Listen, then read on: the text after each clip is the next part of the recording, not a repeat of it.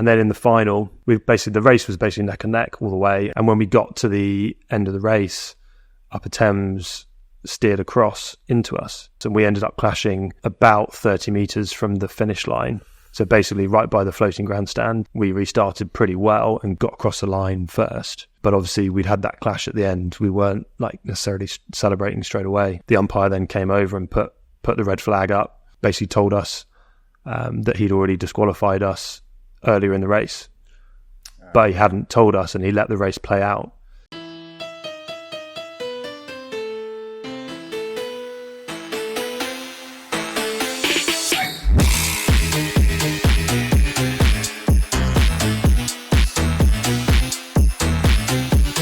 Hey, what is up? Welcome to Last Row Counts. Today's guest is the Chief Coach of London Rowing Club, Stuart Heap. Please welcome to the show.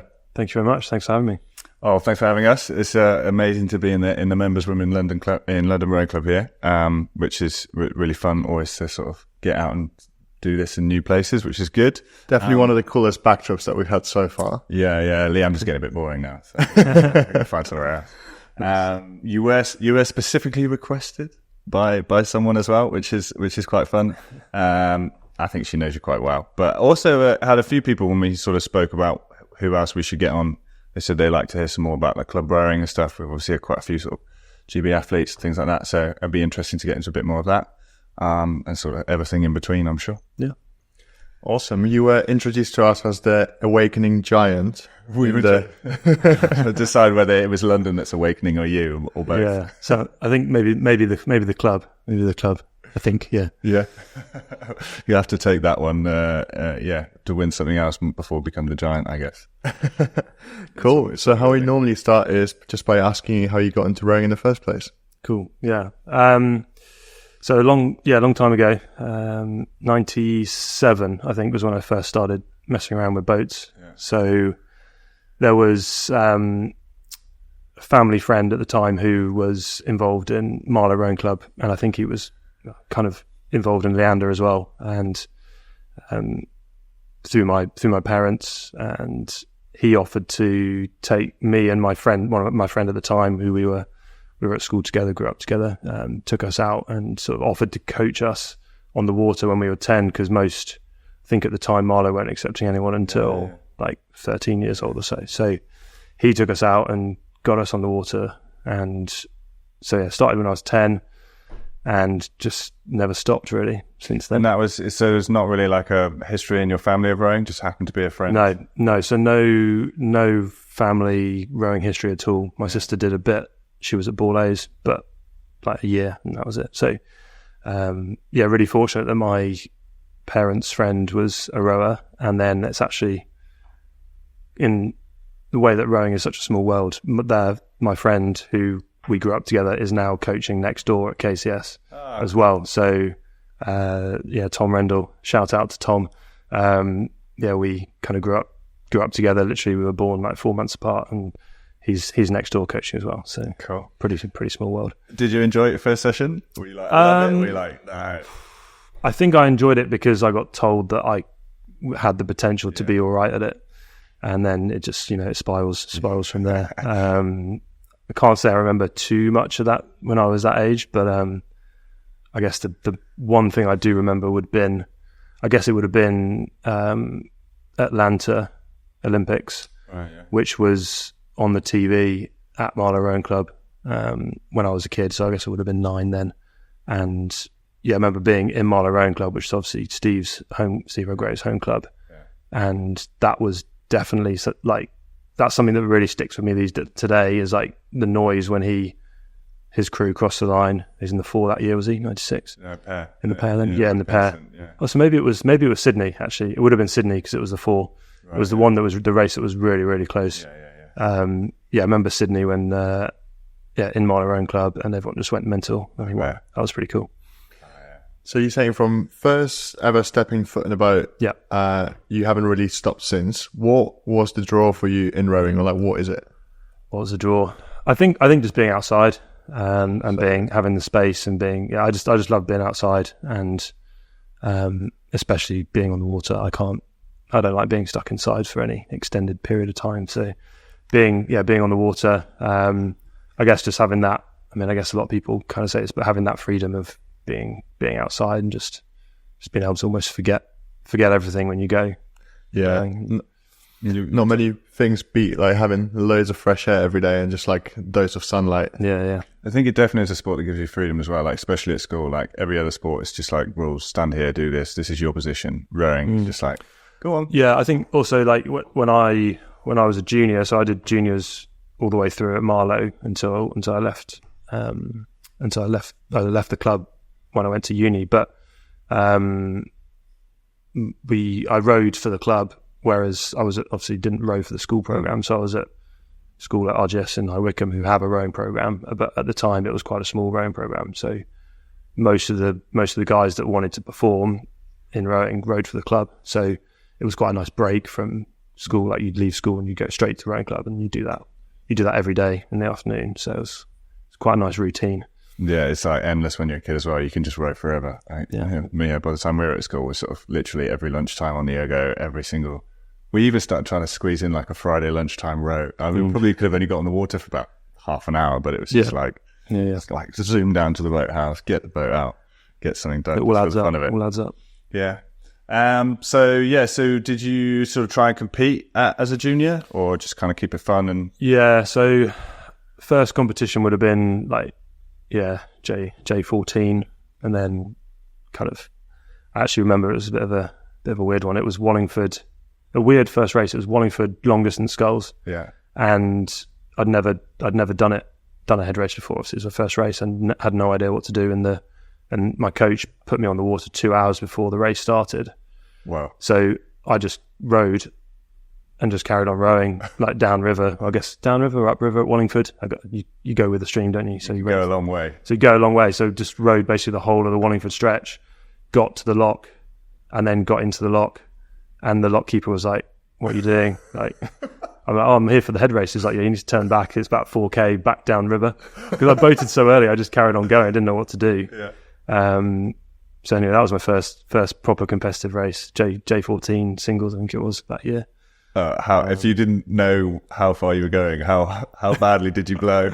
I can't remember. Having already done a 20K. Yeah, exactly. I probably would have done about 20K before. It's probably my longest ever row plus my first ever race. Yeah. And it's not a short race either. So, but yeah, that was junior stuff kind of started there, and just raced all the way through until last year of junior. So yeah, and then Birmingham Uni.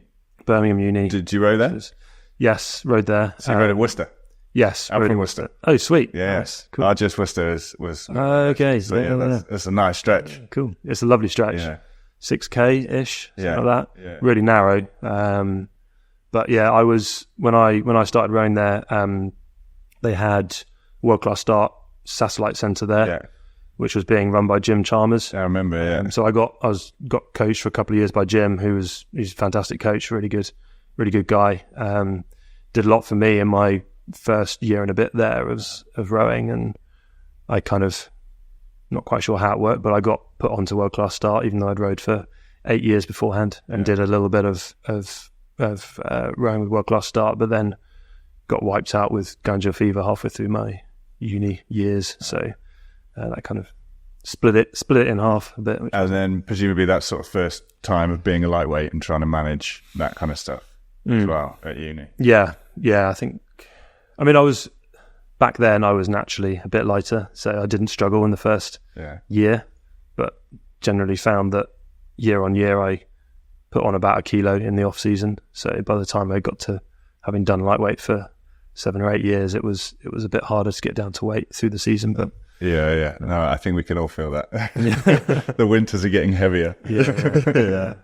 Also, it's easy to keep the weight down when you're at uni because obviously students are broke. So yeah, exactly. It was it was a good did a good couple of years, and met some really good friends who I'm still like, and some of them are members of the club here now who are kind of I coach occasionally. So that's another good thing about rowing. Who was it? Was it Steve who said if you move somewhere new and you want to get some friends, just go and join the rowing club? Yep. You've just got there's 50 people just like you.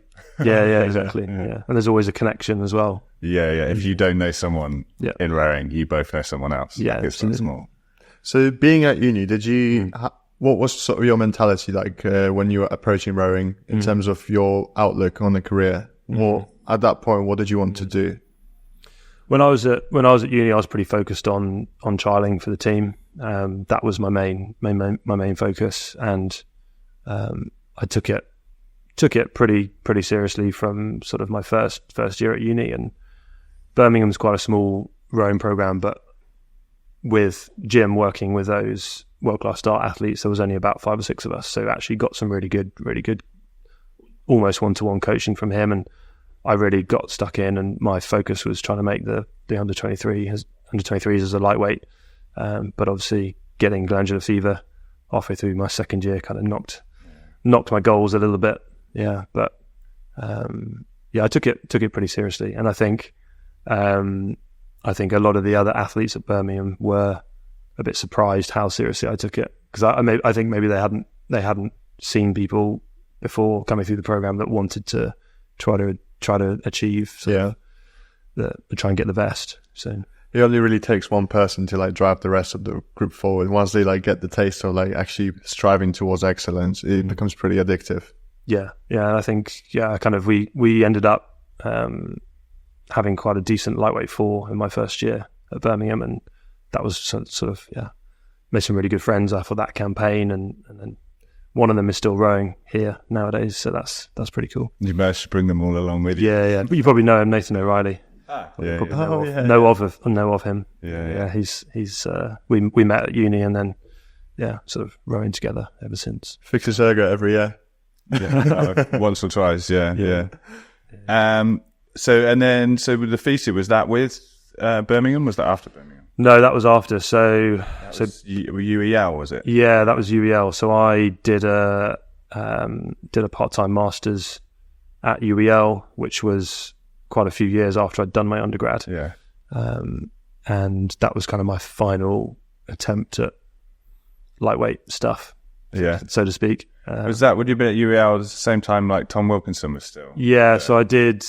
Yeah, I did Bucks. I think it was called Bucks. It used to be called Booster, didn't it? But it was Bucks when I was at UEL. Did Bucks with Tom in the double and the quad. It's pretty crazy. We had I think I had 3 or 4 races over that weekend. Yeah. That's pretty cool. Yeah, there was a while when there was a few rowers there. I think John Collins was briefly there. I think Al Sinclair was there. Yeah. I'm not sure if they finished. No, they were offering pretty generous scholarships for just basically turning up and rowing for them at Bucks. So it was it was pretty good. And actually, they not many people have been to the regatta centre in East London. It's actually a pretty good setup when it's not windy, because you've got the campus, the UEL campus is right down the far end, kind of away from the regatta centre, but it's literally on the course. Nice. I can't think of anywhere else in the UK that has a campus on a 2K course. Like even Eton College have to cycle a bit, or however they get a bus or whatever. Yeah. But like UEL is a pretty good setup, and you've obviously got. They used to have in the old rowing centre before they refurbished it. They used to have a sauna in the changing room as well. So that was pretty nice. You could do your session, you could come off, you get showered and have a sit in the sauna and just chill out after training. So I guess maybe for lightweights as well, you can sweat down. Yeah, exactly. Not to be recommended, probably. Yeah. So when you left Birmingham, was that when you came to London? So graduated Birmingham 2008, and then I went back to Marlow Rowing Club for a year and just trained pretty much on my own for a year at Marlow, and then realised that I needed to do something different if I wanted to kind of continue with my rowing career. Mm-hmm. So came to LRC. Initially, I was still living in Marlow and commuting up here to train for like 2 months, which was a bit of a mission. So quickly realised that wasn't going to be sustainable, and then moved up here, moved in just down the road, and moved in with one of my friends who I was at Birmingham with, and started rowing here. So I guess I would have been starting in 2009-ish at LRC. So we would have rowed against each other a few times. Yeah, probably, yeah. What was your draw for joining London Rowing Club in particular? At the time, LRC was still considered a lightweight high performance centre. So Paul Reedy was coaching here, and Phil Bourguignon was just about to start coaching here. And there was a lot of decent lightweights here at the time. Robbie Williams, James Clark, James Lindsay Finn is still here. He's still knocking around in the gym. I probably missed someone there, but there was some really, really talented athletes here. As well as we had Paul Reedy was kind of heading up the lightweight women's side of things, but it was still considered a lightweight high performance centre. So I wanted to come here to be able to train with those guys and with ambitions of still trying to push for the team. Yeah, the team was pretty stacked for lightweights at the time. You obviously had Jamie Kirkwood, Zach Lee Green. Still, you had at the time Mark Hunter. Been a little bit before, So 08 was like Mark Hunter and Purchase. I think it was like that kind of period. Like, I guess like the lightweight double in 08 was obviously the first gold medal we'd ever got in a lightweight event. Was it? So, I think. Yeah. Don't quote me on that, but I think it was, wasn't it? Yeah. And then like from there, that was when the lightweight sort of era like really kicked off, and that's like when I was at uni, and when I left uni, like everyone was kind of going mad for Zach Purchase, and like, but he really ignited that lightweight stuff, I think, and that was obviously what I was aspiring to do at that time, and the like building up to 2012, it was people like Adam Freeman Pask, and obviously Zach and Mark were still in the double for 2012. But the lightweight 4 was rapid as well. James Clark was in the lightweight 4 in 08. James Clark was in the lightweight 4 in 08. And then he tried to go heavyweight, didn't he? Yeah, so he tried to go heavyweight for 2012. So I was training with him. He was based out of London because he was kind of in and out of Caversham a bit. Yeah. And he had a bit of time out, and then he was still trying to get back into the team. So he was training here. I got on one of the Sierra Nevada senior camps as an under 23 with him. I think it would have been like 2009, so like the year after. Just watching him trying to eat everything under the sun. Yeah. Just like, I mean, he was always a heavy lightweight, but he was very much a small heavyweight. Yeah. I think Jürgen was never really much of a fan of the small heavyweights, so he was like up against it, wasn't he, at the time? Yeah. But there was a really good group of athletes and a good, really competitive environment for that lightweight program at the time. There was some really good athletes that didn't make either the double or the 4, and it's not that many places for lightweight. No, exactly. Yeah. I mean, and obviously none from now on. Well, maybe we'll ask your opinion on that in a bit. So at this time, obviously, like still really focusing on that. Did you ever kind of reach out into coaching or get corralled into doing some? Yeah. We all do. So I guess my journey into coaching started with Magdalen College women's third boat. Okay. Which is really quite random. Is that in Oxford or in Cambridge? Oxford. Yeah. So I was at the time when I'd graduated uni. I was working for John Lewis at the time, and I wanted to transition towards doing a bit of coaching. Yeah. And a job came up in Oxford, and like those jobs are pretty simple. It's like you come down, you coach this crew, you literally cycle. Like the way that where Magdalen's boathouse was, you had to meet them on the towpath because you're on the other side of the river. And I started doing that I think I did that for like a month or so leading into Torpids. I think I was there at race. That was my first coaching gig, which was pretty cool. What made you, because it's funny, a lot of coaches we speak to will be like, no, I had absolutely no intention of doing it and I just kind of got roped in. What made you think that was something you want to go into? Because I kind of find it interesting. Some people's journey ends with their own rowing. Some people kind of want to keep pushing. Yeah, I guess I did a bit of both. I did just rowing as an athlete, then I did rowing and coaching, and then I did just coaching. So that was my kind of transition. I mean, since I started when I was young, I've just always loved the sport, and I think, don't actually know what made me think I want to go and do that. I thought I'd just try it as something different to do, and and it fitted quite well around my other job at the time, and kind of got into it. And I was like, actually, this is pretty fun. I quite enjoy this. But then I had a bit of a break from coaching after that. So that would have been about 2009 that I did that little bit with Magdalen, and then I had a break. Well, I was carried on working for John Lewis, and when I moved to London, I was working for John Lewis down the road. And then decided that I wanted to just focus on my rowing more. So I stepped back and went to just part-time coaching. Mm-hmm. So that would have been 2011. So I had, I guess, like a kind of a 2-year break from any like paid coaching job as such.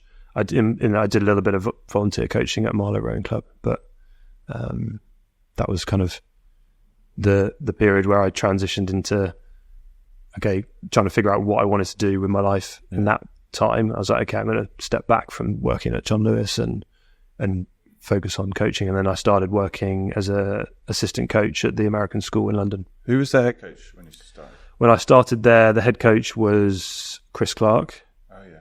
And when I started, they had kind of 2 separate kind of programs. They had a women's program and a men's program. Mm. Chris was mainly looking after the women, or the girls, I guess. And then another coach called Nicola was looking after the boys. And Clark was at Hen. Have you read at Henley? I'm mixing him up. It might be a different. He's another. Yeah, there's a couple of coaches called Chris Clark, but I think he's a different guy. Okay. Yeah, bit older. So that was my first kind of, I guess, my first kind of proper coaching job. Yeah. Although it was only part time. And that's a bit of you got us into to fix our row machines. It's a bit of a wild school to go into with all like the security guys at the door. It's pretty serious. Yeah. They've got security on the end of the road, which you probably wouldn't have noticed. They've got security like all over the place there. Yeah. And we had it one time. There was like a bomb scare at the school as well, and they locked everyone in the school. They do this thing. Americans do this thing called shelter in place. Like we'd probably never have heard of it. I guess. You basically go into the basement of the school and you just stay there until you're told it's safe to come out. They'd seen a car with some random wires or something in the back of the car and they thought it was a bomb. So, wow. Yeah. And where did you row out of? Where does ASL row? So ASL row out of the UL boathouse. Oh, okay. Yeah.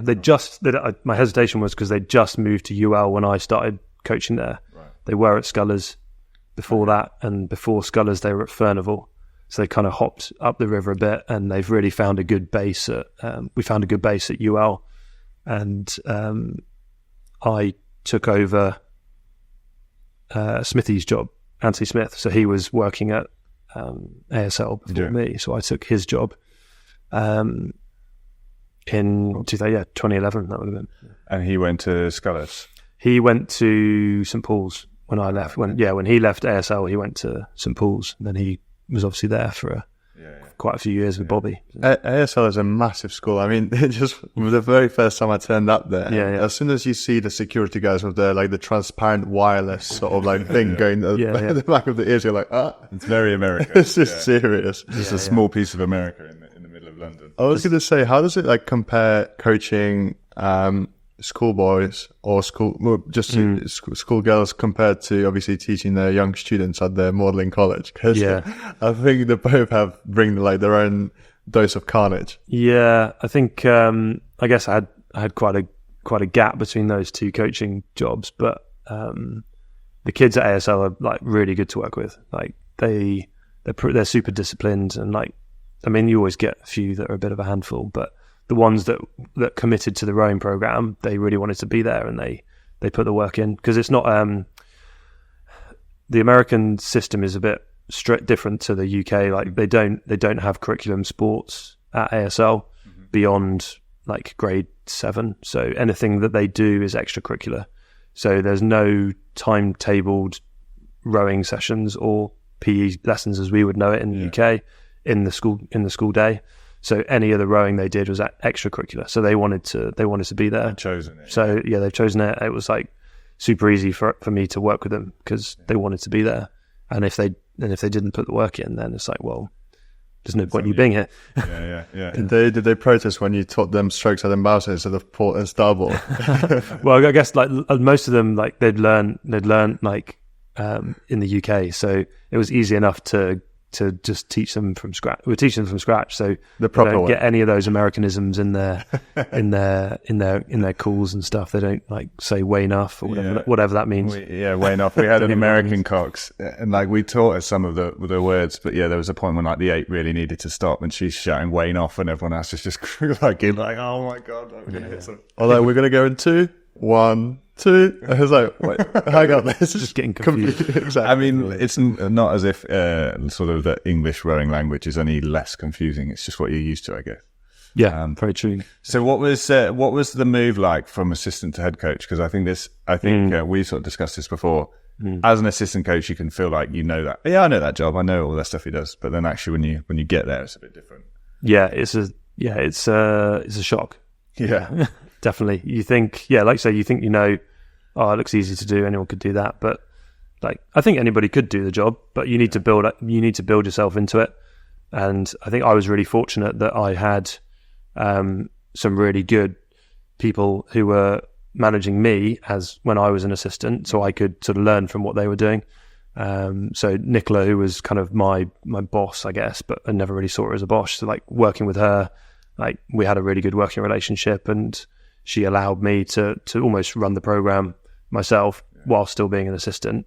And then that gave me the foundations to take over as head of rowing in, I guess that would have been 2015 that I took over as head of rowing. But I think, if I'm giving any advice to anyone who's looking into coaching, and I'd say get as much experience as you can, get as much exposure to other coaches and other systems, and that's the only way to learn, really. It's like there's no handbook to tell you how to do this job, and I think it's very much you've got to learn on the job. And I did 4 years of being an assistant as well as sort of working under other people as well. Like when I was an assistant coach at ASL, I was also working a little bit down the road at the other club under Paddy, who was the junior coach at the time. And so kind of seeing how he works, and like you just pick up on all of these little things, and there's a lot of stuff that I've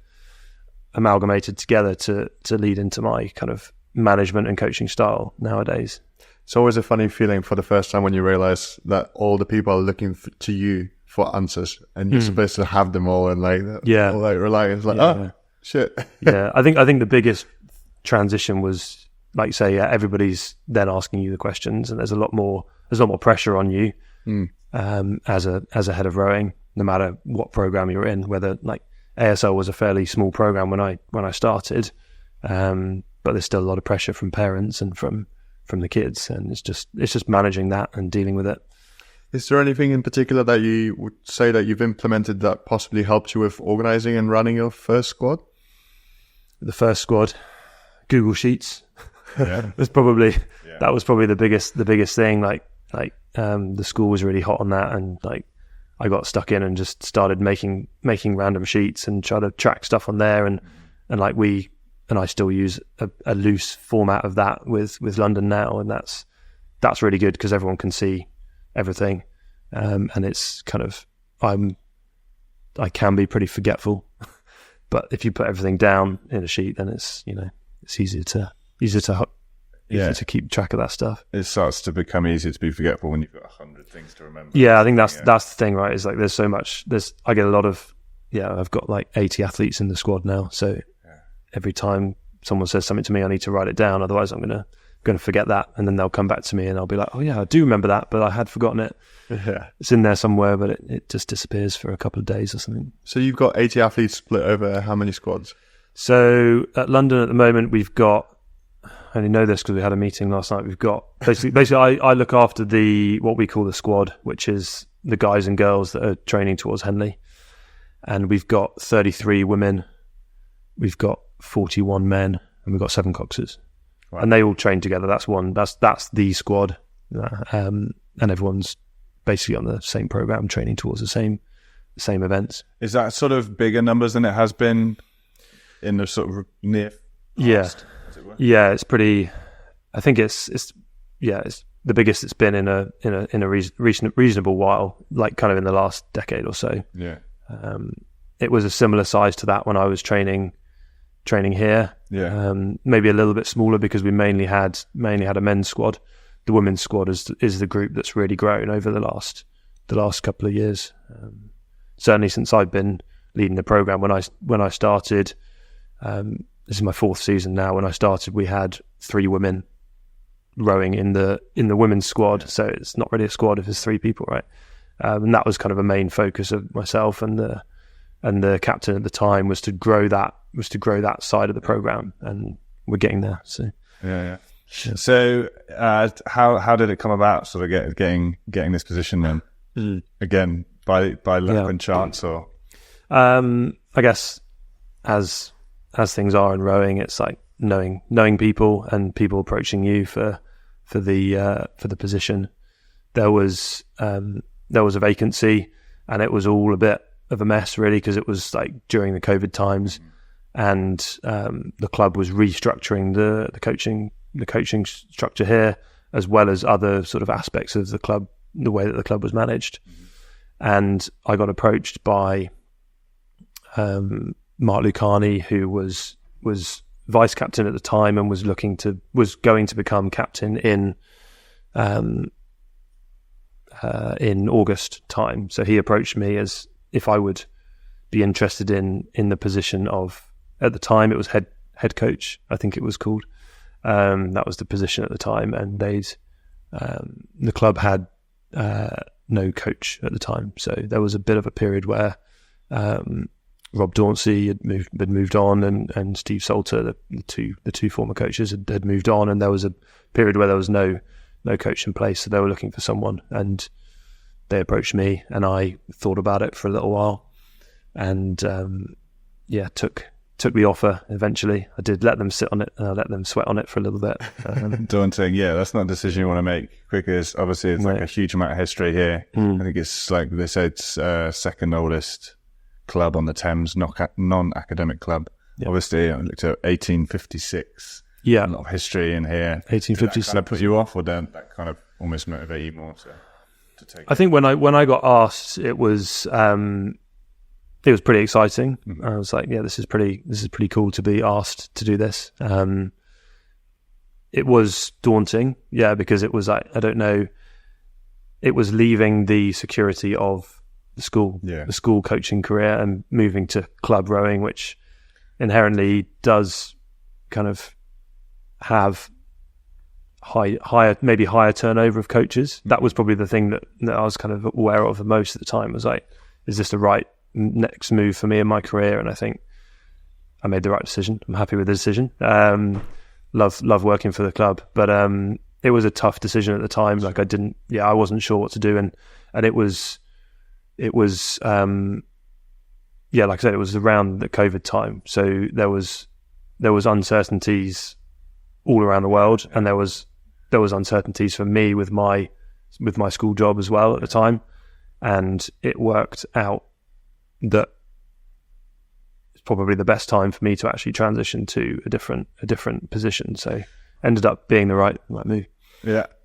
Or at the end of the day, like there's no turning back once you've done it. Exactly. You make it the right move. Yeah. But in terms of, obviously you had some success at ASL, like you've got some kids into like Coop and I think Junior Worlds as well, or was it just Coop? Yeah, so we had Tyler Scow qualified for the Coop for GB.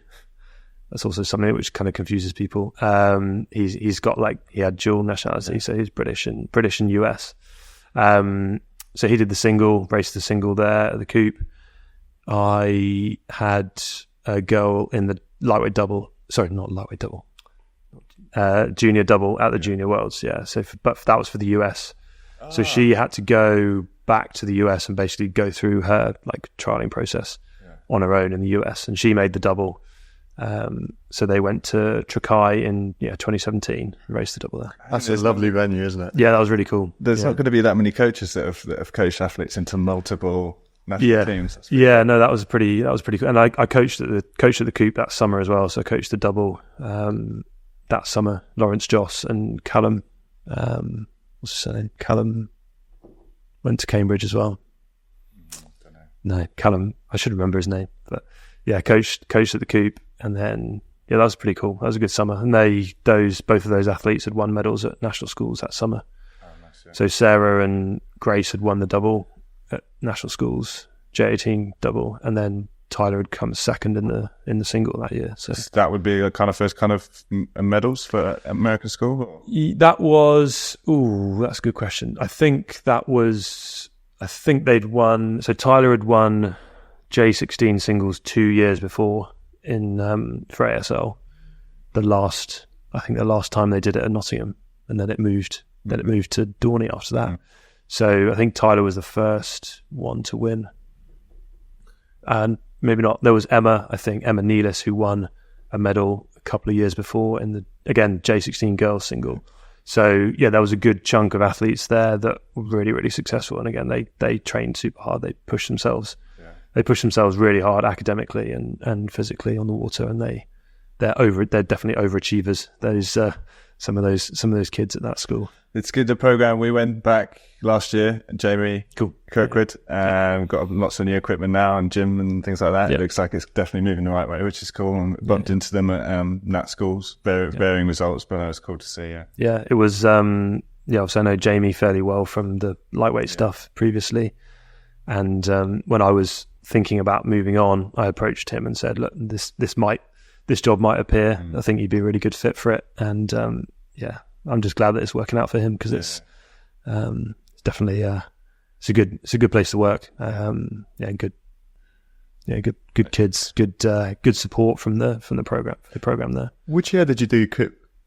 Out of interest, coaching Coop. Yeah, that was 2017. Oh, okay. That was a year after Poland. That was the one that I stumbled upon and visited on the Lake Malta. Yeah. So It was cool.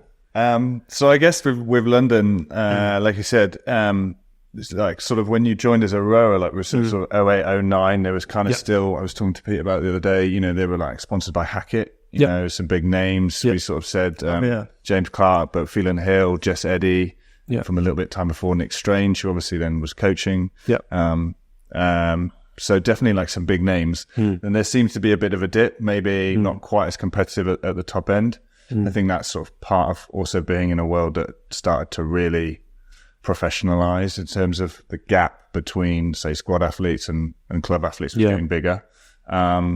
So was there a sense of wanting to get back to what it felt like when you were here? Did you have any sort of aims or things that you thought could make sort of not necessarily turn the place around, but get back, like you said, to the squad size that you're at now? Yeah, I think sort of there was a couple of ways to approach it when I started working here, but we kind of looked at the idea of trying to rejuvenate that kind of like trialing side of things, and that because that squad was quite strong 15 years ago or so, but I think the way that people now trial for the national team is very different to what it was 10, 15 years ago, and because the amount of time that it requires to do that training to get to that level, unless you've been at that level at under 23s, it's pretty hard to break into the team. There's occasionally exceptions, and Mark Aldred, who rode here with me at London, was an exception in that regard. He got into the lightweight 4 for Rio, but he was working full time when he was trying to break into the team. But I think the chances of being able to do that these days are pretty minimal, and I think there's very much there's a couple of centres of excellence for people that want to train full time and try to get into Caversham. And I think we'd be putting a lot of effort into a small number of athletes if we did that at London. And I don't think that's going to help us necessarily achieve what we want to get to. So we kind of went down the full club rowing route. Obviously we have a few athletes that we have supported in international endeavours. We sent a few people to trials this year. And I think it gives them a good focus at the beginning of the season for those of the athletes that want to do a little bit more. But we've also still got some international representation here, like Dara Elizadeh is a member here, and he's obviously qualified for Paris this year. Awesome. We had an athlete called Georgia Minansaro who was training with us at the start of the year, who is Australian. She's gone back to Oz, and she's now in the lightweight double for going to the World Cup this weekend. So we've got a little bit of international representation, but it's not our main focus. Well, I think I read on Wikipedia when I was looking up London, it said it was initially established in 1856 to increase exposure of rowing on the Thames and win Henley medals. Yeah. And I was like, cool. Yeah. That's still what you guys are doing now. Yeah, exactly. Yeah. And I think we always come back to that, and we get carried away as a club with trying to do other stuff or trying to do too much. It's like, no, we need to focus on being a rowing club and being the best possible rowing club we can be, and the focus always is competing at Henley. Really, like that's what it always comes back to. Is like, is this going to help what we're going to do? What is this going to help us achieve what we want to achieve? Come Henley, and it's pretty cool that that's been the club's ethos since 1856. Yeah. So outside of the ethos, how did you try to attract more athletes to join the squad to obviously grow it to the numbers that we see today? Yeah, recruitment. It's a tough, it's a tough one. Yeah. To be honest, it was really hard initially. Starting off with, when I started coaching here, I didn't get to choose who was here at the time, and there was a handful of really talented athletes already here, and it was just a case of working with that group of athletes and trying to upskill them, because frankly they weren't rowing very well at all. Make sure they're doing the right kind of training that they could balance with a full-time job, and just see how they improve from that point. And we kind of created a small group of athletes that were training effectively and rowing better. And I wanted to create an atmosphere in the club that was enjoyable for people. And again, I'm going to come back to it because it was a COVID time. So it was a really tricky time for everyone. And like, rowing was, for a lot of people, was the only thing that they could do outside of sitting behind their laptop on a Zoom call for work. Yeah. So it was like a real escape for a lot of people. And we had, I guess when I started, we had a bit of more of a social side of the club, and like you could, it was kind of trying to motivate people to come down to the club, not just for the rowing, but to actually get a chance to hang out with their friends outside of, because people couldn't go into other people's houses at the time. So like coming down, and you can go for a row in an 8 or in a 4 with your friends, but you can't go and sit in their garden at the time or whatever. So it was a really weird time, and we kind of capitalized on that and built the squad off of that basis almost. That's cool. I keep talking about it again, but I always find it fascinating to talk to people, certainly like high performance centers or people involved in that, rowers and athletes, coaches, coxes. Really interesting to see how they like took COVID and like used it for good, almost like used it as an opportunity either for their own training or to like jumpstart something. So I think that's always like a great lesson to be like, this was shit and there's nothing we can do about it. But like, what can we I think it was good because it also, like, initially people weren't able to row at all. Like the boathouses were closed, and eventually they loosened some of those lockdowns, and then people were super keen to get back on the water, and we had really great weather as well, which obviously helped. And it was kind of it was like a bit of a reset for the club, I think, as well at that time, because they'd gone through this change, like I said before, this change of structure, change of athletes, and some new athletes coming in, and people were moving around, and it was just a bit of a reset, and obviously almost like starting afresh for the club with a new coaching team as well. You could probably say like going back to the roots. Like I imagine when rowing clubs started back in the 19th century, like a bunch of the reasoning was to also create like a social space for people to be able to integrate and, capitalize on the common interests. Like what we were saying, if you want to find friends, go join a rowing club, because you will have something in common with those people. Absolutely. At least some character traits and things like that. So that's a genius idea. Yeah, getting the like-minded people together. I think that's all. I mean, we enjoy it, right? I mean, most people, maybe not at the time, but like most people, like they're doing it because they enjoy the sport and enjoy not necessarily all parts of it, but they'll enjoy it when they get to Henley. And that's a love-hate thing, isn't it? But yeah, it's difficult to walk away from once you've caught the bug. I've always, again, I just really enjoyed talking to people who've managed to like make staying in the sport a career, like find a way to like not have to go and get a real job, as it were. Which is sort of what we've been doing as well on our side of things. So. And, when I first started coaching with Tom at the Oxford College, it was like 8 or something in the morning. We've just had the most beautiful sunrise on Port Meadow, and Tom's like, stop. You're working right now. You're on the clock. It's like, have a think about it. That feels good. Yeah. That's supposed to be working. Would they still have to wear like face masks in the boat? Yeah. God. In the boat. In the boat, they were making the students wear face masks, and then the cox had to wear like a face shield. Yeah. The cox, we had it where the coxes had the face shield, and they were advised to wear a mask as well. Yeah. I think, I don't think we ever really had many of the rowers wearing them, but there was some rowers who really wanted to wear a mask. It's like, you're going to struggle to breathe. So good luck with that. Crazy. It's weird. Obviously, knowing more now, it seems so crazy. At the time, it didn't, because there was a lot of fear. No one knew. Right, but you look back now and just think, oh my god, that's wild. It's also crazy to think it was 4 years ago. That time's gone pretty quickly. Yeah, jeez. Literally just gone, isn't it? It was just March 2020. Wow.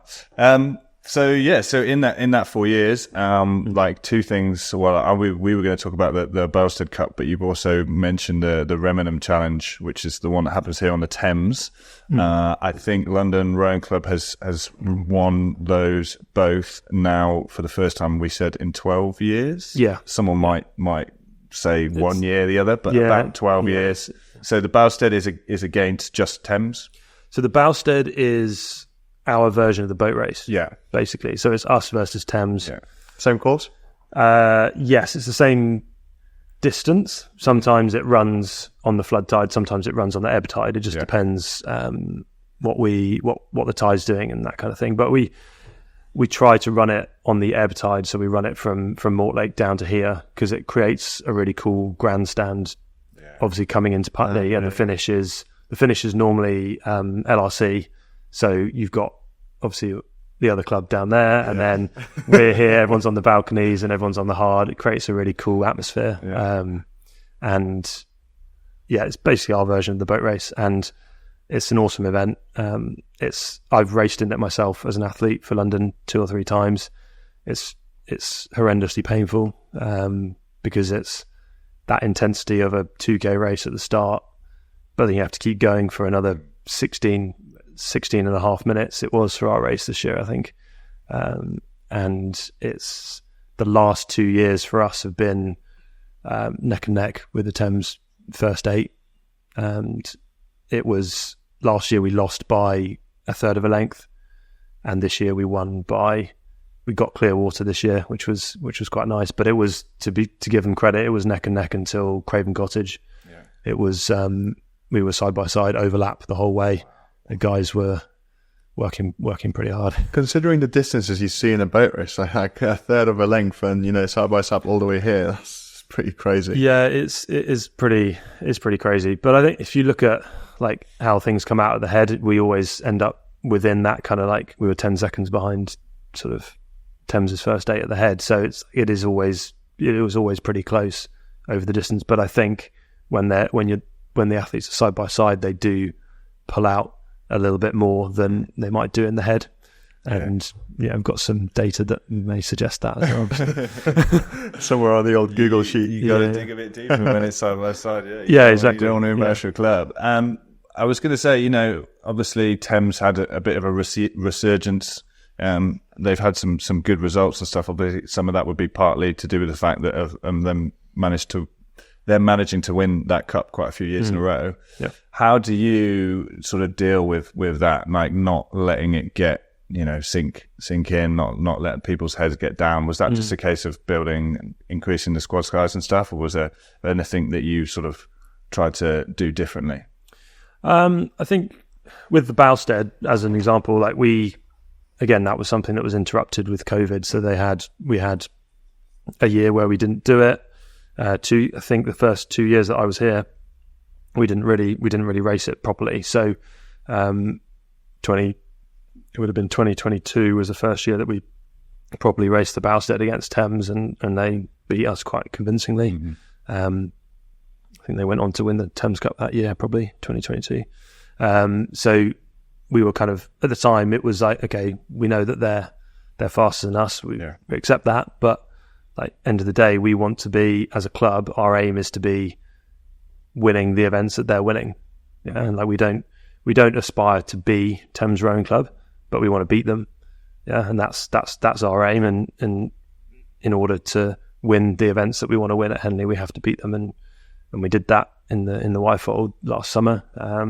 But it's just the biggest change, I think, that we tried to make in the last 3 years was just the guys and the girls having the belief that they can do it, and just telling them that they can do it, but I'm not just telling them when they can't do it, but being realistic about it. It's like, okay, you're doing a good job, like keep pushing, like you've got to keep pushing. if you don't, you're never going to get there. But like I could see when I started coaching here, we had the potential within the group to get a Henley win, and it's just trying to instill that belief, and that is actually really, really hard, because a lot of people say that they want to win Henley, and a lot of coaches go around saying they want to win Henley, but there's a difference between saying it and meaning it, and just trying to create that trust within the program that's kind of the key. That's probably been the key thing, I think, in the last few years, is like getting that trust and that belief, and then once you start to get the results, then people are like, oh, actually this is working. Okay, let's keep working towards that. So I guess we kind of diverted a bit off of the Bowstead, but I guess if we go like to Henley 2021, we got the guys in the Brit got to the semi-final, and that was like the first semi-final we'd done in a club event for like a decade almost. And then people were like, oh, well, if those guys can do it, then I can do it. And it just kind of spiraled from there. And it's just, there's definitely a belief within the squad that they can achieve impressive results, and they've gone on to do that. Yeah, I like, I can't remember who said it. I'm sure Pete knows, but everyone talks about the downward spiral, but there's the upward spiral as well, and it can kind of work both ways. Yeah. And I think that's a pretty cool thing about coaching, is when you start to see, you keep putting people in difficult positions and they fail, or you know, they overcook it, they don't quite get that result they want, and then they start to finally have that trust in themselves, that belief, that confidence in the consistency they've done. Yeah, and just starting to see that kind of head, the cogs turning, and be like, this, you know, the old thing Jürgen used to say, you know, they're all men, they all boil in water or something. It was a really, it was a funny thing he said, but you know, it was sort of the same thing. Like, no one's a superhero. You know, we're all hurting. All the legs are hurting. If your legs are hurting, their legs are hurting. Exactly. Those kind of things. Start training harder, start going faster, get more confidence, crew goes better, etc. And then boom, we won Henley. I was going to ask you. Oh yeah, sorry. Another thing you said was there's a difference between saying I want to win Henley and meaning it. Like, what does your training diary say? You say, oh yeah, we're going to win it this year. Yeah. But like, do you have the evidence to support that? You know, I was going to ask, just on that point, I like when things get tough, when your athletes are struggling, maybe if they're not getting the results they want, that's the point where I sort of like to say, like, this is where you actually get to prove to yourself that you want it. Like, everyone wants it when it's sunny and it's nice and the boat's running well and you're rowing some people who are better than you. Of course you want it then. Of course you're down at the boat club in like July and August. Like, but when it's dark and the results aren't there and it's not happening, like, that's the moment. Like, don't take that as a negative. Take that as like the moment that you can prove that you really do want it, because that's when things start getting tough enough that people will drop off. Yeah, exactly. That's when you got to keep turning up, right? Yeah. If you don't turn up, then you're not going to make the boat. So that's kind of like the number one kind of, in our selection policy, number one point is attendance. Like, if you're not here, then you can't get in the boat. So we just encourage people to be here as much as they can. Obviously, like, everyone's got to work and stuff, but if you're not here for the sessions, then I think that's a really important point as well, because I think I've seen squads kind of get into the almost like a negative thing of selecting what would previously were the best rowers or the great rowers, and that's not necessarily turning up as much. They aren't necessarily learning, but it comes to big race day and you're like, oh, let's go with those because we kind of know. But what happens is you're kind of stunting your growth, because the ones that are there every day and are actually improving, 100%. They're not getting 100%. And I agree with what you're saying, Tom. It's like when I was at Scullers for a bit, we had a Wyfold 4 that was kind of pretty much the same guys every year, and like, we never quite achieved what we wanted to achieve. And part of my sort of coaching philosophy is like looking back at what I did as an athlete and like kind of the other programs I was involved in, and learning from those mistakes and making sure that I don't make those same mistakes running the squad that I'm running now. And I look back at the years I was at Scullers, and we lost 2 finals in the Wyfold. We lost a semi-final. And like, I can see room for improvement in all of those campaigns. And like, a big thing was like, we had pretty much the same. Well, we had the same 3 guys all the way through for those 3 years, and we just changed one person. And actually, looking back at it, well, we probably should have changed more because we were the 3 consistent guys that were there every year, not winning. So it's kind of, and it was like, although I say not winning, we did cross the line first in one of the races, one of the finals. Against Upper Thames. But we got disqualified in the final, which was probably one of the worst days of my life. But I always think about that in terms of what I'm doing now for the athletes that I'm working with, and how can we learn from that? So. That kind of brings me beautifully into the question about the Bowstead, because having competed as an athlete and now coaching, obviously you just said that you don't want to be repeating similar mistakes as a coach as what you saw during your experience as an athlete. How do you look on that event? Has it evolved at all, or like do you try to do anything completely differently than when you were here as an athlete?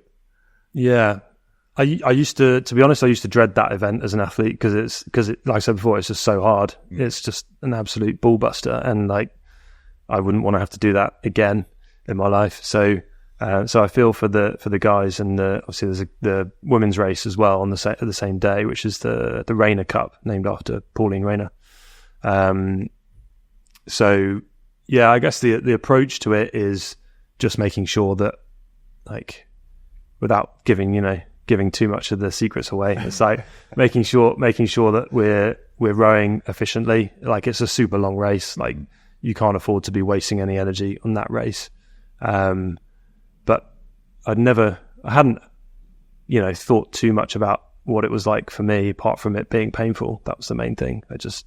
I know how much that race hurts, and like it's even more than, like, so much more than the head race, because you get to like, even like 3 minutes in Barnes Bridge, and you're half a length down, you're a length down or whatever, and you got to keep going. You can't stop.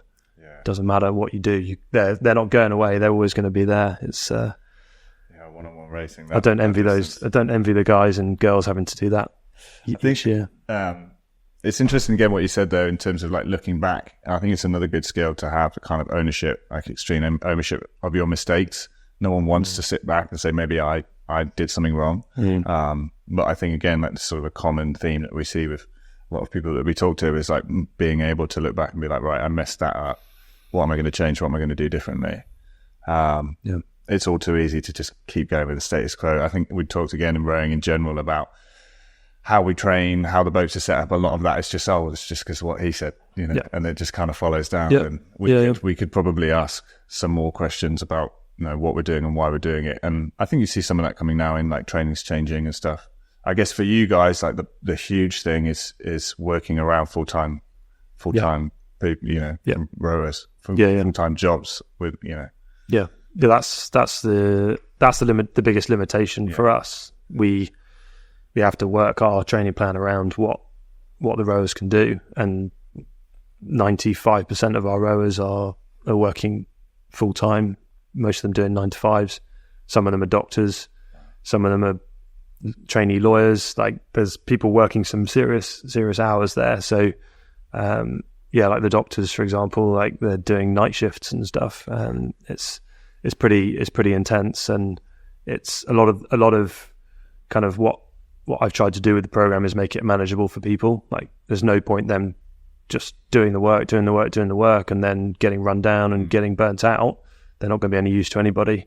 Like, it's just managing, sort of athlete management is the biggest part of my job, and making sure that people are able to come down and perform when they need to.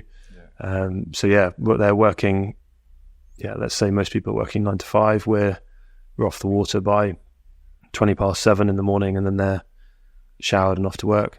And then in the evening, some of them are getting down at 5, some are down at 5:30 if they're lucky. Some don't come down till 7:30 in the evening. Yeah, it's a huge commitment, and then to be competitive at events like the Thames Cup, which are they're not. There's no easy wins at Henley anymore. I don't know if there ever were, but in terms of being competitive in that sense in those events, is really impressive. I think sometimes more impressive than the full-time athletes. Yeah, I guess. Yeah, I think we do sometimes look at the other clubs that have full-time athletes and think, "Oh, isn't that nice?" Yeah. But I think also we're competing with there's a lot of other clubs that have people that are working full time, and most people in the club events are doing some kind of work. So it's not. I think the regatta do a reasonable job of managing that and making sure that people aren't taking the piss in the club events. Yeah. But there's always a few that slip through the net. So I might have been one of the last. No, Leander are back in now. It's okay. Yeah. But it makes it. I think it makes it even more sweet when you beat the athletes that are just training full time. It's quite satisfying for us, and it's really the guys and the girls love it when they can beat the people that they see sort of training full time. And then so the Remenham Challenge Cup, so that's between all 7 of the London clubs that make up Remenham. Yep. Is that a sort of free for all? Just drop the flag. It used to be a very loosely organised event, and originally it used to move around the different Remenham clubs. So obviously there's us, Vesta, Thames on the Tideway. Then you've got Kingston, Staines, Twickenham. There's one other. God, which one it is? But there is 7 clubs, and the event used to move around, and so like Molesey would host it. I think that was one I missed. Molesey would host it. It's all these other clubs, isn't it? Molesey would sometimes host it on their stretch, and it would move around. And then eventually they realised that it's getting too big to safely hold it. I think one year they tried to hold it at Twickenham, but Twickenham's really narrow and pretty dangerous, so they gave up on that. So it ended up landing on the Tideway, and it's been run on the Tideway for I don't know, last 20 years or so. But it's usually it's the first time we get to have a proper run out against the other big contenders for the summer. So for the men, it's Molesey and Thames basically, and Vesta, and then for the women, it's at the moment Molesey, Thames, and Vesta main competition. So it's a really good end to the calendar year, because it's normally like middle of December. So we normally do that, and then we sort of have a bit of a break over Christmas. It's a cool event. So what's the format of the? It's a head race. It's a head race format. But it's this year they had over 100 boats entered, and it's kind of grown. It's got bigger and bigger every year. And I think this year British Rowing have kind of taken a bit of ownership of it, and like it's now an official British Rowing event. So, but you can only enter if you're one of the 7 clubs. And is it what boat categories? So it used to just be 8, and then this year they introduced quads for the first time. So it's 8 and quads now. So I think we were at Kingston when they were rowing off to do that. Oh, quite possibly. Do you remember we were on Saturday morning? Yeah, probably. Yeah, it was like it was, and they were all 14th of December or something like that. Boating an entire flotilla of kids' boats to go and get them. That's crazy though. 100 boats. Yeah, on one stretch of the river, and that's wow. Felt good to win that one then. That was a good one. Yeah. We hadn't won that one for 12 years. Yeah. The last time we won it, I was actually in the boat that won, so that was quite cool. Nice. So we won it as a last time. The two times London have last won it. I was coaching the most recent crew, and then rowing in the crew 12 years ago. So that was quite cool. It's quite a like. Not many other people really know about it. It's kind of a bit like the Bowstead. It's quite an internal thing, but for us to win that was really good to put a marker down against Thames and Molesey. So. Oh yeah, like you said, it might be just Remenham clubs, but if you look at who's winning club events at Henley, it is your competition. For the exactly. Exactly. Yeah, it's like the main competition for the last few years. So how do you win that event? Do you have to come? Is there like a table or like a league? Or they do like a Victor Ludorum for that as well. But we won overall. We had the fastest crew overall, and then they do the separate categories. So like they would do at any normal head race, they have like men's 8s, they had women's 8s, they had like a lower kind of level, like a development level event for athletes that haven't rowed at Henley. That was a category for that. And then they also have masters events as well. And then they have the quads events as well. So we won the whole thing overall with the men's 8.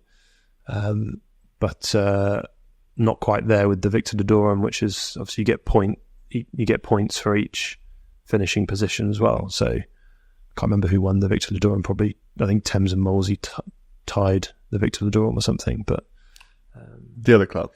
the other clubs, yeah. So in terms of, obviously in the club rowing scene, like you said, most of your athletes are working full time. Yeah. How do you and your program accommodate for that more or better than the other clubs?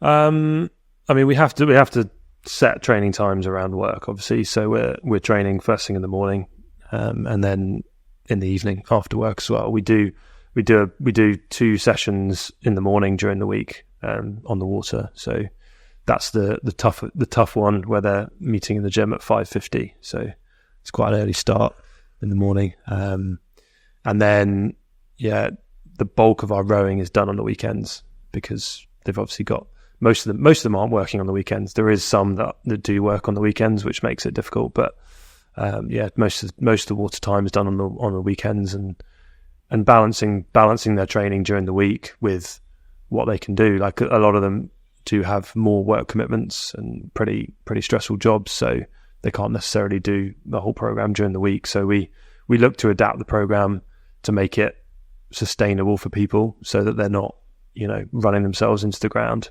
during the winter and they're not able to do anything come the summer. That makes sense. Yeah. I was going to say, I don't really know that much also about club rowing scene because I haven't started rowing in the UK. So I've come over here from Poland. In terms of running the club and the squad, how important are captains and what are their roles? How do they assist the head coach? With a club like London, the captains and the committee are super important. They basically take a lot of the admin side of running the club away from me, so that I can focus on coaching. And without volunteers, this club wouldn't run, and it wouldn't be in the shape it is now.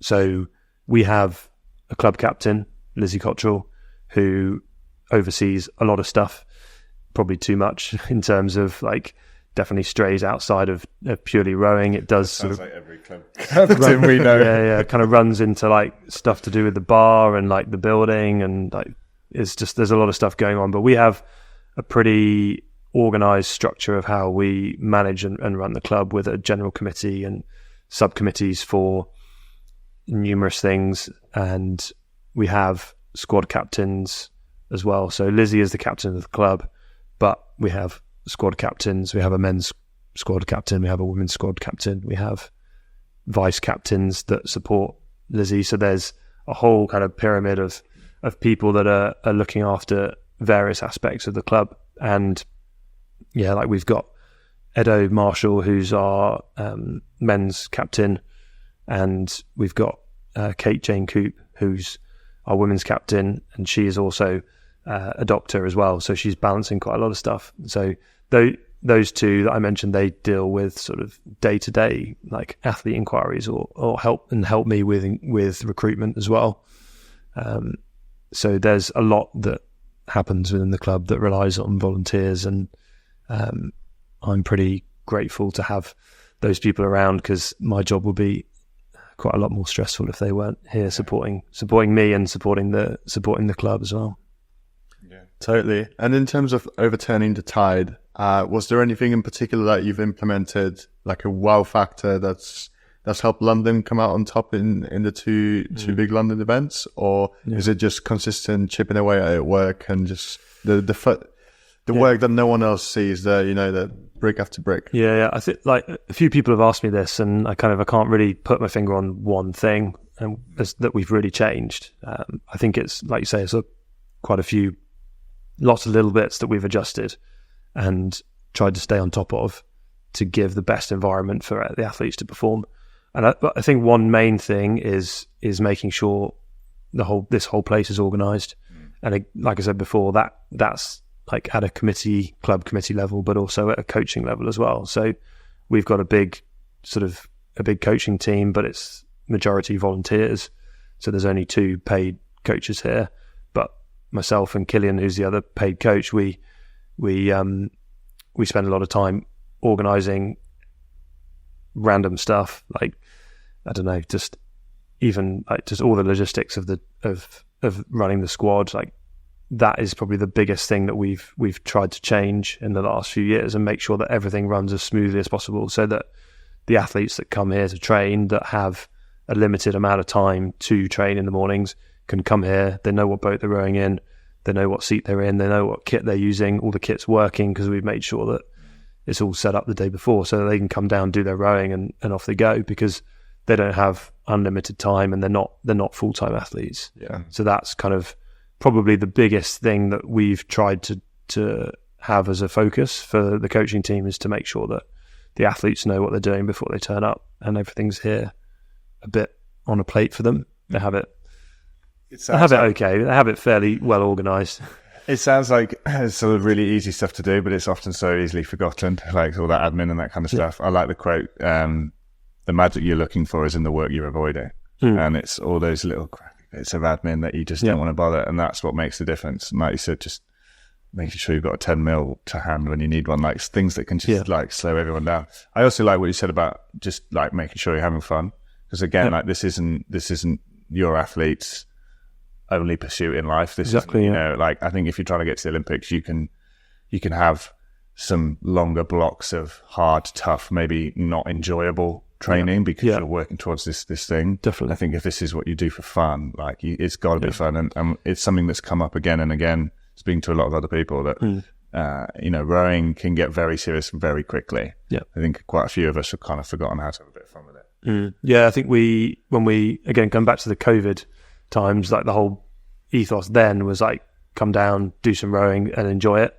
And we do, like, obviously it's hard work, and like you're not going to say that every single session is fun, but I think if they look back at it and look back on the season and the progress that they've made, they'll think, okay, that was enjoyable. Okay, when they're doing their season review at the end of the year, like that was okay, maybe we achieved what we wanted to achieve this year, or if we didn't achieve it, we've still gained something from the process of spending time with the athletes and spending time with the squad and going away and racing. And as long as they've developed through that year, that's the important thing. Yeah. Not every session, but every training block. On aggregate, aggregate improvement over the year. That's what we're looking for. And if you get it right, then that might mean that you win something at the end of the year, but doesn't necessarily mean that you had a bad season if you don't win Henley at the end of the year. You can still have a really good season and not win Henley. You can still develop, and then that's really good motivation for the next year. Yeah, process driven. Yeah, it's exactly. not about the outcome. Exactly. You can't control the speed of other boats. So we would, again, I think that in the last one we were talking about, find me someone who's achieved at a high level who isn't process driven. If you're just going for win Henley or that's it, then you can disappoint yourself, and it can feel like all that effort was for nothing. But having said that, so obviously with some good results so far, start of the regatta season coming, in good shape, hopeful for some good results. What have you got in store for us? Don't give the game away too much. Spill the beans. Super excited for the summer season. We obviously at the head of the river, we had 2 8s in the top 10, which was pretty special for us. We haven't done that since 1994. Wow. So that's a pretty good result. And we've got 2 8s ahead of the Thames second 8s. That's always quite good for us. We're still figuring out what we want to do for the summer. Got an idea of what we might want to target, but the guys are super ambitious, and obviously we want to try and build on the win from in the Wifold last year. We've got a good group of athletes this year, and we've also now got a bit of an intermediate group going on with the guys that won from last year as well. So nice. Cool. It's looking pretty good for the summer. In an Olympic year, sometimes it can be a bit more of a goal to set for clubs. Cool. I was just going to say, it's time to do quick fire up questions. I think we haven't done them for a while, or it feels like we haven't done them for a while, but maybe not. Let's find out. You go first. Out of all the rowing venues that you've trained at, raced at, or visited, what are some of your favourites and why? I'm probably going to say Varese, probably the first one I'd mention. We do our camp there. We've done two camps there since I've been in charge. Super great lake. You've got two 2K courses that run at 90 degrees to each other, so you've always got a course that will have a tailwind, which is useful for training camps. And you can do a lap of the lake, and it's like 18-20k if you do a full lap. And it's a nice place. It's a nice place. It's like a concrete lake. Exactly. Yeah, It looks nice, and some really cool scenery with the Alps in the background, or the Dolomites. I can't remember which one it is. Pretty cool venue, and there's never usually anyone else on the lake. It's usually pretty quiet there. So with the 90-degree turn, can you do a 2K piece and then tell your cox to swerve and then start another one? You'd have to do 2K piece and then row for another 2 and a bit K till you get to the next course. Right. And then you'd have to turn and then do another piece down there. So you've got like the there's one that basically runs north to south on the like Gavirati end of the lake, which is where the Australian Institute of Sport is. And then the other course, which is the Varese course, which is the one where they've got the World Cup on the weekend. That runs pretty much like east to west or west to east, depending on, runs west to east, I think. So that's where the World Cup is this weekend. But we do most of our training on that Varese one because we stay in the hotel that's right by the finish of the Varese course. So we stay in the hotel, and it's like 50 meters to walk to the boats. So it's a pretty good setup. Pretty dreamy, yeah. Yeah, Varese is pretty cool. I mean, obviously Henley's quite a cool place to row.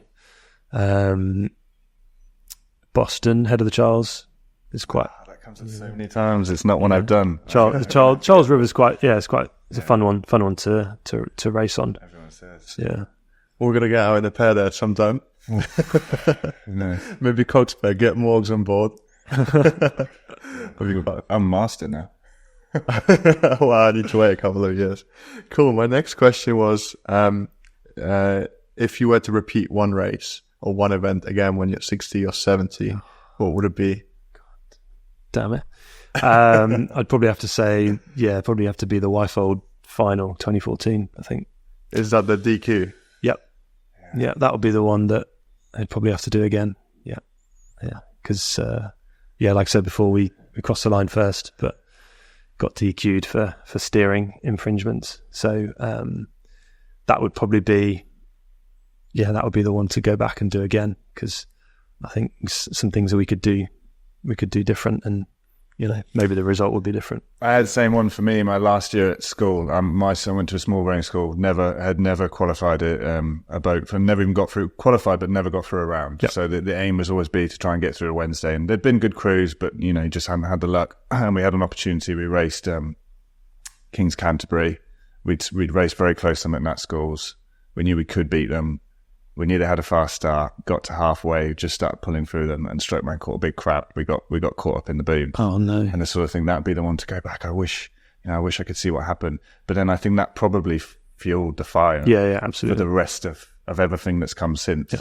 So at the same time, it's sort of difficult to say, well, if that had gone, if everything had gone well, maybe I wouldn't have had come back for more. Yeah, I agree. Like if I look back at that now and think, if we had won that race, then I would have been intermediate the next year, and then I wouldn't have done another 2 seasons trying to win the Wyfold, and I'd potentially be in a different place. And absolutely, like, that motivates me every day. That kind of that feeling, and I don't want my athletes to ever have that feeling of being that close to the red box and not getting to touch it. So did they let you cross the line and celebrate, and then someone put the flag up, or how did that come about? So I don't want to make you relive that. Yeah. No, it's okay. I can relive it. It's all good. I'm just about over it now. Okay, not too soon. So basically, if we go back to the semi-final, we've been warned in the semi-final for our steering, and the umpire, I can't remember who was umpiring the semi-final, he basically said, if you steer like that again, you're going to get disqualified. So they kind of gave us like an unofficial warning in the semi-final. And then in the final, I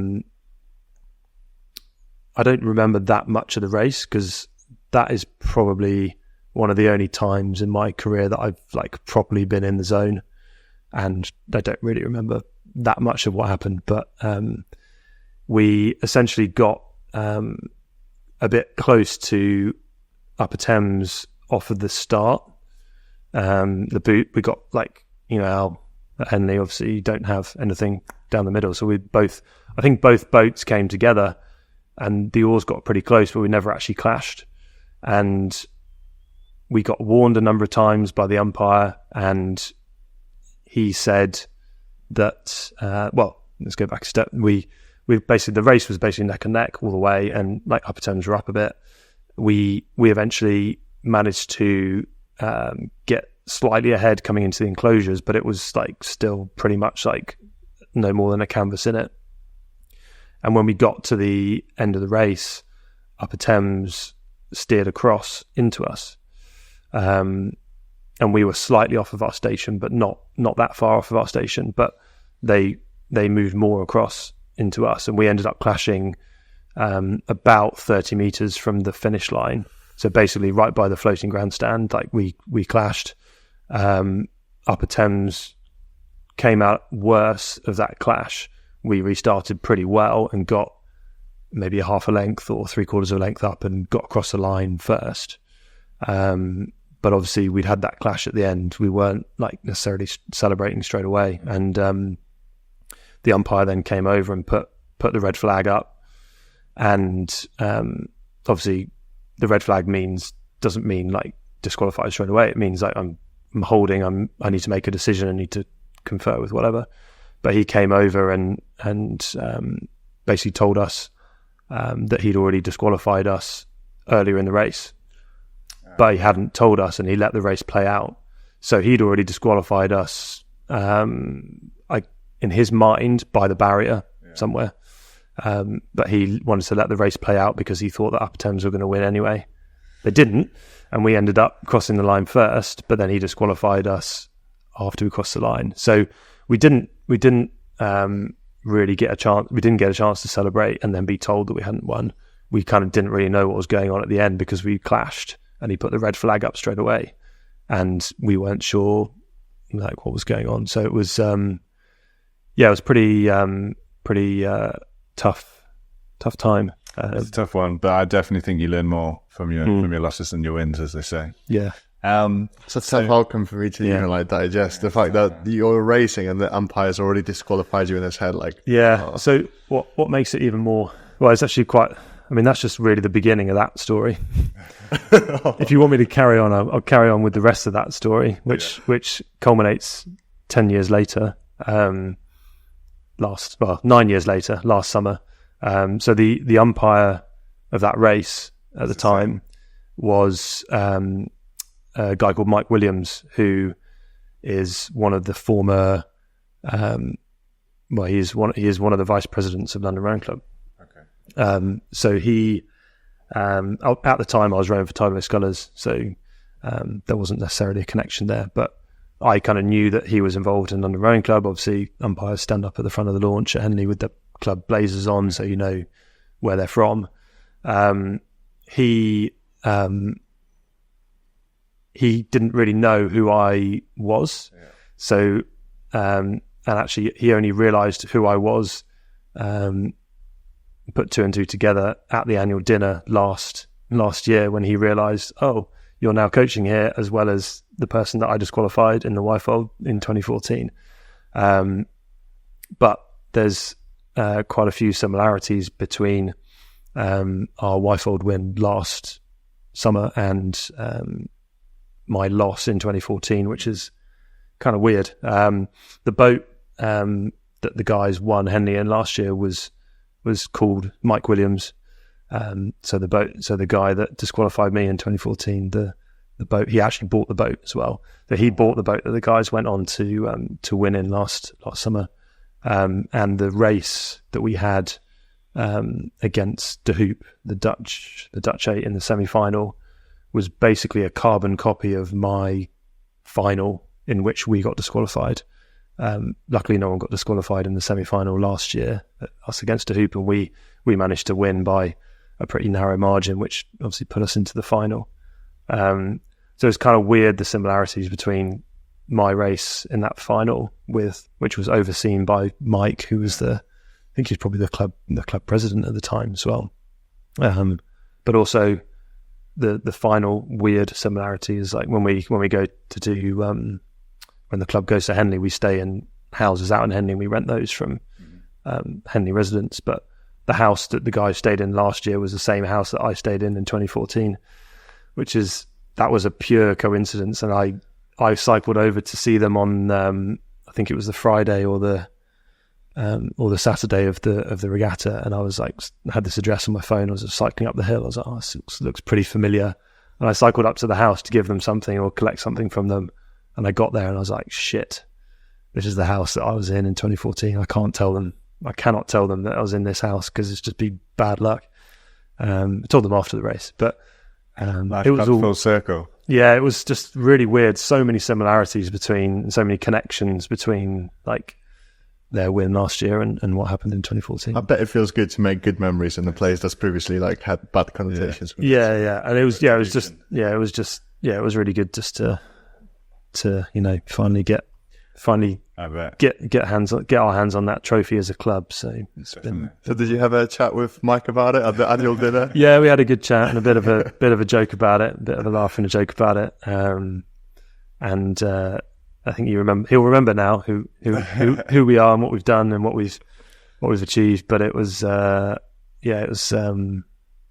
funny coincidence of small world, very small world rowing. That's rowing, isn't it? Yeah. Question I'd like to ask is talking about memories. If you could go back to the age you were when you first really caught the bug for rowing, what advice would you give that kid, knowing what you know now? That's a difficult one. Yeah. I think maybe not going right back to when I started, but going back to when I was kind of getting serious as a senior, as a under 23 senior athlete. I'd say like make sure you continue to enjoy it and don't take it too seriously, because I can kind of, looking back at that time when we were getting good results at Henley, like the final in 2014 is a good example. Like getting to that final, I know that at times I pissed off my crewmates on the way to that final, and maybe I could have got more out of that as a unit by being less selfish, frankly. And I think like you've got to remember that it's a team sport, and that's probably a big thing that I look back on and think, okay, I was doing what was right for me as an individual athlete then, but that wasn't necessarily what was going to make the boat go as fast as possible. And I think rowing is this really weird blend of individual and team sport, right? And I think a lot of people get really stuck on the individuality of it, whereas you've got much bigger impact on your boat speed if you work together as a unit. That's an awesome response. A lot of people have said the fun thing, and I mentioned that, and we sort of discussed it, but like I've not heard that angle on it. That's really interesting. Completely agree. One last question is, who are some of your rowing idols, so the people you've looked up to during or post your rowing career? Oh God. Okay. I guess starting off, I kind of mentioned that stuff about Sir Steve Redgrave. I think that's probably a classic example, but he was probably the first person that I really noticed in terms of like rowing. Just because of the sheer size of the muscle. With you being at Marlow as well. That was just being at Marlow, they're just like ramming it down your throat. Just look at Steve and the statue in the park and all that stuff. So I remember when he did the open top bus parade around Marlow. I remember seeing him like on the bus, whatever. So he was probably like the first one. And I guess like as a junior, when I kind of started like working through the junior ranks as such, like junior years, like just the people around me at that time, like we had a really, really good junior program at Marlow in those years. And even my friends who were rowing like 1 year ahead of me, like I just used to look up to those guys and just want to be like those guys, and be as good at rowing as them and be as fast as them and win the single at national schools, because then you get given a boat. Like back in the day, you used to win. They would give you whatever it was back in the day, like $5,000 to go and buy your own boat if you won national schools in the singles. Like that was a pretty cool thing to be able to achieve. And like Dan Tipney was really successful as a junior, and he's like one of my good friends, and kind of always looked up to him. That he would always be quicker than me on the water, but like he was someone that I just really like aspired to be like as an athlete. And I guess then moving into under 23s, like probably like Zach Purchase was quite inspirational for me and like other people that were trying to be lightweights that time. That's probably the last person that I really kind of wanted to try to be like and look up to. Guess you kind of grow out of those idols a little bit as you get a bit older. I wouldn't say I have anyone now that I really try to aspire to be like. I kind of take the best parts of lots of people and try to, shape yourself in the right direction. Yeah. Good answers. All good ways. Yeah, Dan Tipney as well. I know I've heard the name a few times before, definitely. Yeah. Well, Dan also rode with Zach as well.